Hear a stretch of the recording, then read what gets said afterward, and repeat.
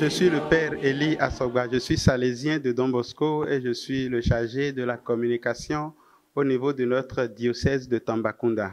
Vous avez derrière moi ici la carte de notre diocèse et vous voyez autant que moi que c'est un diocèse très étendu. Ce diocèse regroupe aussi bien Tamba que Kédougou, les deux zones à la fois, donc il est très large, très étendu et nous sommes avec Monseigneur, nous sommes au total 28 prêtres dans le diocèse, dont 18 diocésains. Vous pouvez donc imaginer que la tâche est rude. En effet, dans ce grand diocèse géographiquement parlant, nous n'avons que 9 paroisses pour le moment, dont 3 sont regroupées au centre même de la ville. Il ne reste donc plus que 6 pour toute l'étendue. Dans la zone de Kédougou, nous n'avons qu'une seule paroisse, et à Salémata, une autre paroisse. Ce qui veut dire que chacune de ces 2 paroisses sont distantes de au moins 200 km, vous imaginez, c'est impressionnant. Même ici, dans la zone de Tambacounda elle-même, en dehors des 3 paroisses qui sont au centre de ville, pour trouver une autre paroisse en direction de Kumpentoum, par exemple, il faut faire 40 km et pour arriver à Koussana.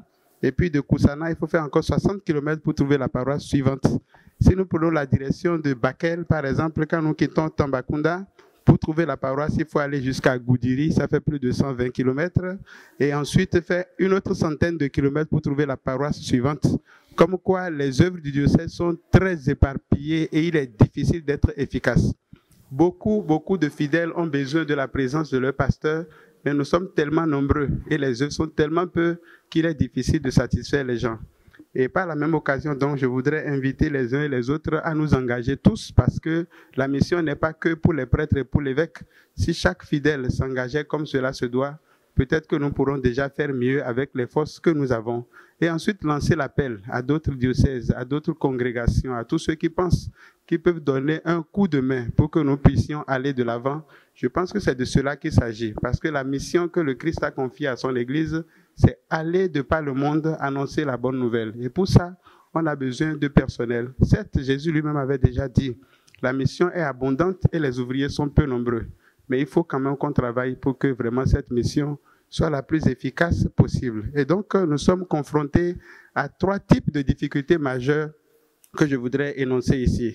La première difficulté, c'est le personnel. Ce sont les ressources humaines qui travaillent. S'il n'y a pas d'hommes pour penser, pour réfléchir, pour exécuter des tâches, ça va être difficile. Donc cette première difficulté, nous l'exprimons, nous demandons au Tout-Puissant de nous accorder des vocations au sein du diocèse, mais aussi nous demandons aux autres qui peuvent nous venir en aide de bien vouloir le faire.